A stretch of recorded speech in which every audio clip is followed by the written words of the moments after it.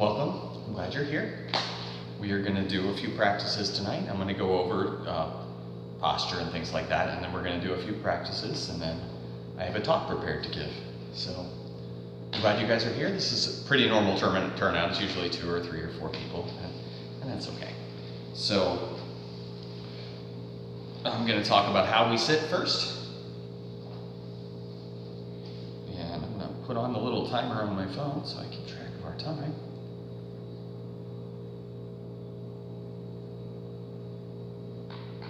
And what I want you to do, or rather, I'm going to tell you what I do, and you can do what you want. But I like to sit in the half lotus, which is this, it's not traditional sitting cross-legged, but it's rather my foot on top of my knee, my other foot tucked underneath. I have found that my feet don't fall asleep when I do that. But that being said, that's the point. That's what we're trying to avoid. If our feet fall asleep, that's a problem, right? So I sit this way because it makes my feet not fall asleep. But if you have another way that prevents your feet from falling asleep, I think that's just fine. I know some people are very strict about these things, and I'm not. So first of all, that's what we're doing first, is finding a plan for our legs. And then another thing that I always say is when I start to slouch, I've always found my mind starts to wander. So a straight back is very important. And also, another consequence of slouching is eventually your back is going to hurt. So really straight back is for the best. When I used to teach meditation to kids, I told them pretend a string is holding your head up, which is kind of creepy now that I think about it. But that's what I always told kids, pretend a string is holding you up so you have to sit up straight. So, and you'll find you're going to start to slouch sometimes, and you just check yourself. You just, I'm slouching, and that's okay. And then, let's see, legs, back, okay. And then your hands. A lot of people think, what do I do with my hands when I'm meditating? And there are 2 options that I really like. And one is, I call it the bowl, and really fancy people call this the cosmic mudra, but I think that name's ridiculous, so I call it the bowl. But it's just hand on top of hand like this, thumbs gently touching, resting in your lap, like this. And some people have strong opinions about which hand is on top, and they say put the right hand on top. I like to put the left hand on top though. And so that's number 1. And then the other thing I recommend, if that doesn't work for you, is just, people call it relaxation. It's just hands on your knees. And I think that's good too. Just the point is, if we don't have a plan for our hands, then we might fidget. And we want to avoid fidgeting whenever we can. So have a plan for what your hands are going to do. Hands, legs, back. So, and then the other thing, a lot of people like to do a closed eyes meditation practice. I actually like to do an open eyes meditation practice. And what I do for that is I find a spot on the floor that's not particularly interesting, and I put my eyes on it. And then that's just what I do. I don't stare at it. I just that's where my eyes are resting. I have found that if I sit with my eyes closed, that really kicks in the daydreaming, so I don't like to do that. But that said, though, if eyes closed works really well for you, then please, by all means, do it. But I'm going to be looking at this part of the floor here with my eyes cast down a little bit, like this. So, any questions before we go on? Okay, so I like to start with a practice called the healing breath. And that is a controlled breathing exercise, and it serves to kind of separate us from our day-to-day life and bring us into the meditation mindset a little. So what that is it's a very slow breathing practice where we breathe in to a count of 5, and we hold our breath to a count of 5, and then we breathe out to a count of 5, and we repeat that 3 times. And I'm going to show it to you now. So it looks like this. In,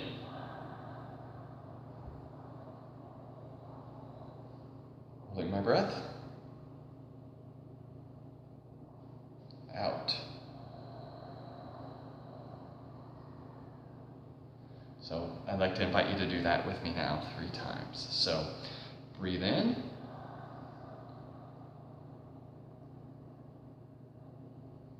hold your breath, breathe out.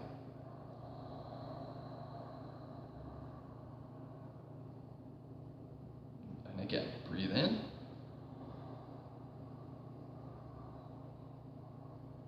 Hold your breath. Breathe out.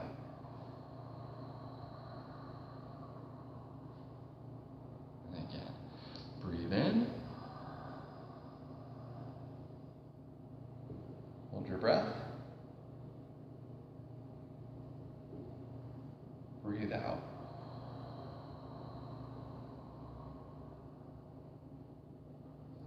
So I like to use that practice as a bookend. So we do it at the beginning of the meditation. We'll do it again at the end. But it's also a very portable practice, and it's something that I like to use to center myself in any situation that I really don't want to be in. So it just gives me a minute to kind of come in and be more fully present and not so caught up in whatever bad thing is happening. That's what I really like it for. So, and I think nothing makes you pay attention to your breath more than not breathing for a little bit, right? So now we're going to do the meditation practice that is called following the breath. And the way that is done is we're going to begin by bringing attention to our breathing. So your focus can either be your nose, the air coming in and out, or if that doesn't work, the rise and fall of your belly. These are things that are going on all the time, but we don't pay much attention to them unless there's a problem, right? So that's what we're going to place our attention on, is the sensation of breathing. So just notice breathing in, breathing out, breathing in, breathing out. This is going to be our anchor. So whenever something comes up to distract us, whenever we start to think about what we're doing later or what we'd like to be doing instead of this, we just come back to the breath. And a lot of people find it helpful to count. So on the in-breath, you mentally note 1, and on the out-breath, mentally note 2. In 1, out 2. And this is very important. Whenever something comes up to distract you, and it will, incessantly, you just go back to 1 on the next in-breath. We don't beat ourselves up about our struggle, we just go back to 1 on the next in-breath. In 1, out 2. In 1, out 2. And we're going to just sit here and follow our breath for a little while, and then we'll switch to another practice.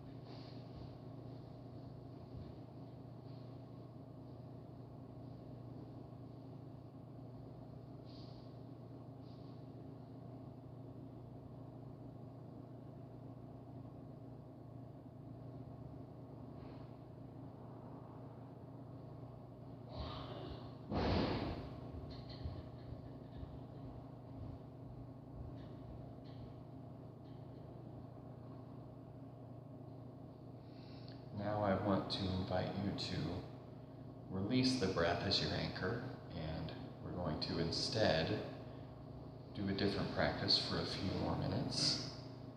And this is called the practice of just sitting, where we have no anchor at all. We're not trying to do anything except just be fully present and notice what's going on, and also not attached to it. So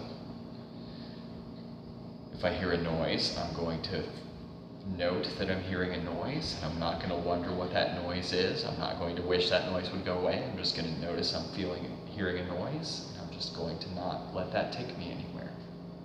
And if I remember what I did today, I'm just going to notice I'm remembering what I did today, and I'm not going to let that memory take me down a rabbit hole to other thoughts and memories. So a lot of people find this very difficult, but it's what we're going to try to do for a few minutes. Just be fully present and just notice, just make a mental note of everything that comes into your mind, of which there will likely be many things, and that's okay.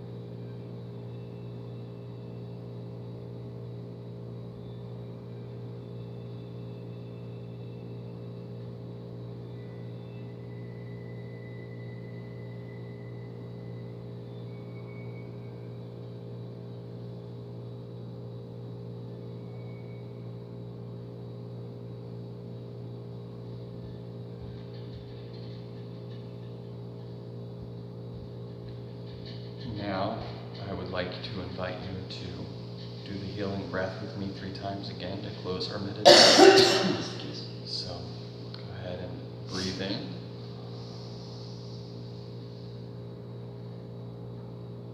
Hold your breath. Breathe out. Breathe in. Hold your breath. Breathe out. Breathe in. Hold your breath. Breathe out.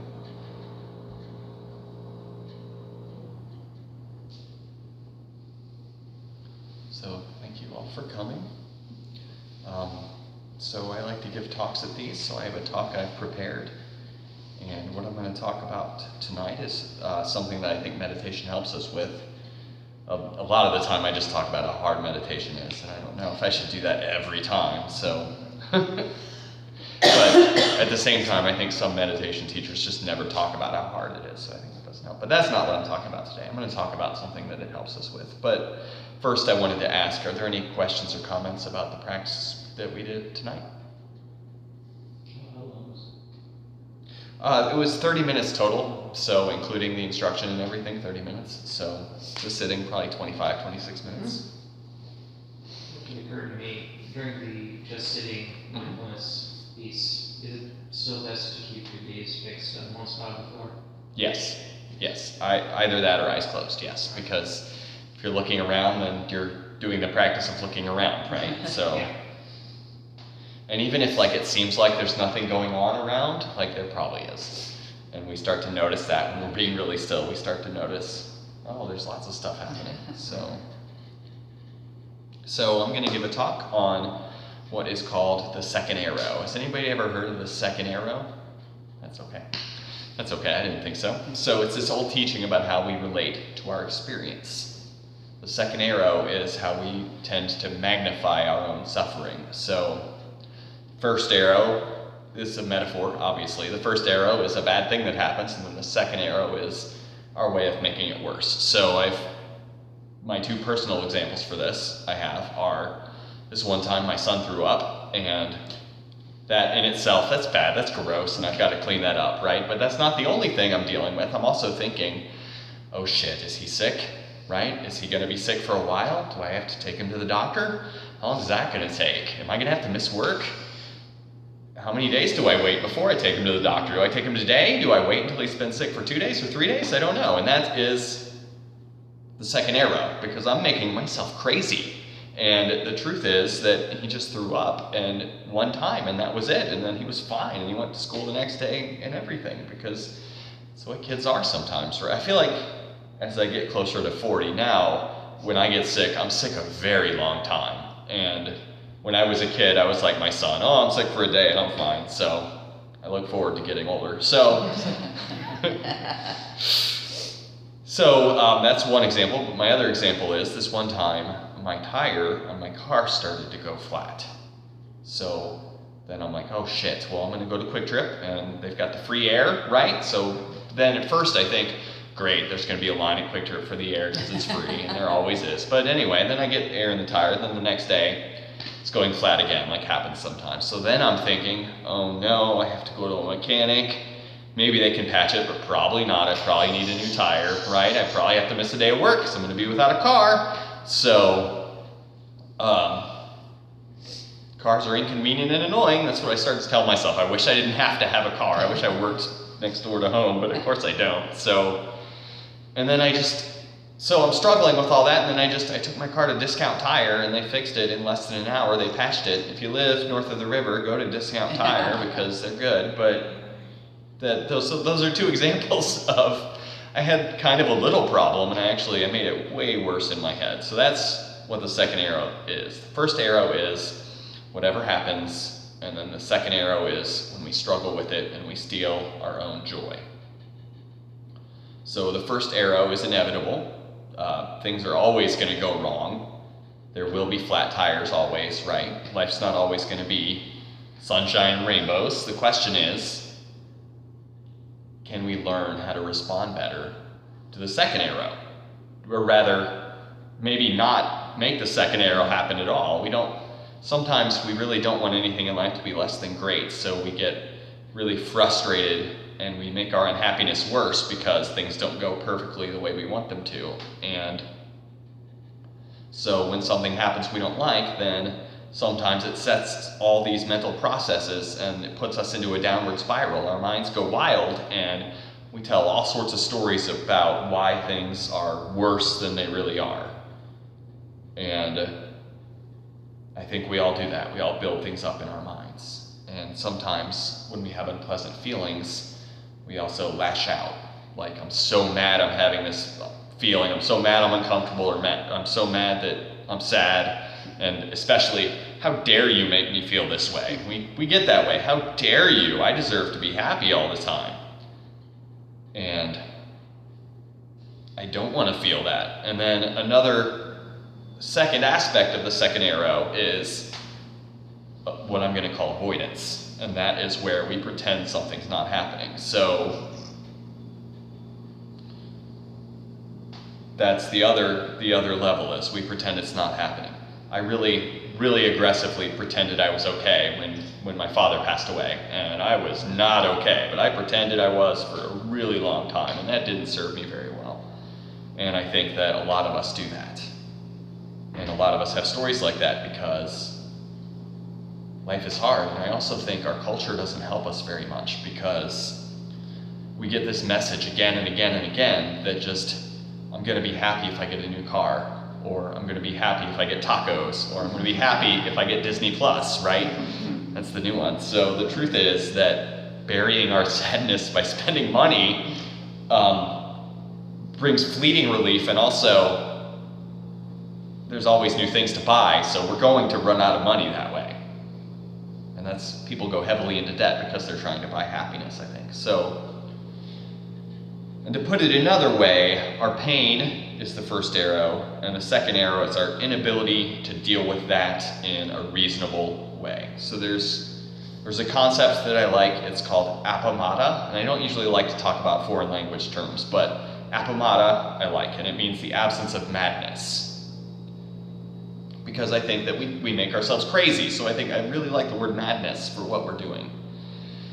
We have these experiences where we're getting hit by the first arrow, and we just react and stab ourselves with the second arrow. That's madness, right? We just react because we're not fully present, and we're not seeing things clearly, and we can't just be here and be like, okay, a kid threw up, so I'm going to clean that up, right? We just go crazy, and when we're mindful, we can choose to respond instead of just reacting. It's that mindfulness that we're working on here, that we're developing, to just be aware and not go down this rabbit hole of either sadness or denial.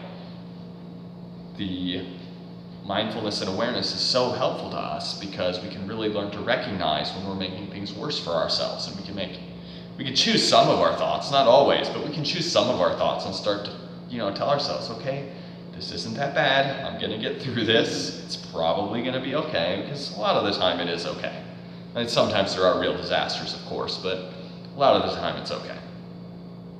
And sometimes, even if we're mindful, we're going to make things worse anyway, but at least we can learn how to know we're doing it, and that takes away some of its power. And sometimes we can learn to say, oh, this isn't that bad, or my fears are ridiculous. So that can be really helpful. And one of my kids, different kid, not the same one that threw up.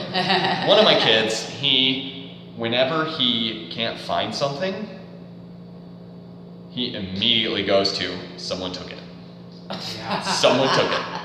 I can't find my toy, somebody took it. So what's he doing? He's piling the frustration of losing something, which really, it sucks to lose something, but he's piling on anger at random person, I don't know who they are. So that is just two negative emotions together when it could have been just one, because nobody took it. Nobody's ever taken it. So, and we think we're not like that, but I think that if we really think about it, we probably have stuff like that too.